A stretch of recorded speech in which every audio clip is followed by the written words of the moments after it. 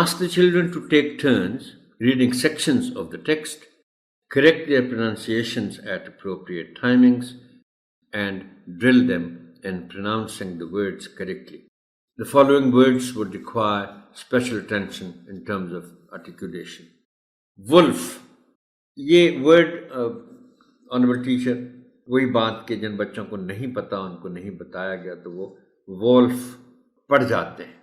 उनको बताइए कि ये लफ्ज़ वुल्फ है, वोल्फ नहीं है. वॉज, वही बात इस पे अप्लाई होती है. जिनको नहीं पता, शुरू किया है अभी अंग्रेजी पढ़ना, तो वो वाज कह देंगे. तो ये और साउंड है, वॉज में भी, वॉन्ट में भी. और दूसरा डब्ल्यू की साउंड आपने प्रॉपर पैदा करानी है बच्चों से. वॉज, वॉन्ट, वांट नहीं, वाज नहीं. All same sound. माय, माई नहीं, माय. अग्री, एग्री नहीं कहना इसको. जिनको नहीं मालूम वो ज़ाहिर है शुरू इसी से करते हैं, एग्री कह देते हैं. अग्री. और दूसरी ख़ास बात इस वर्ड के प्रोनाउंसिएशन में है कि इसमें स्ट्रेस आर पर है, ए पर नहीं है. अग्री नहीं है, अग्री.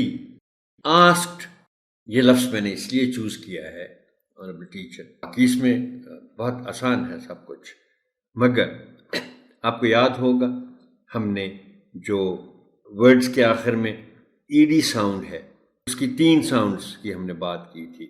यानी एक आईडी की, और एक सिर्फ डी की, और एक टी की.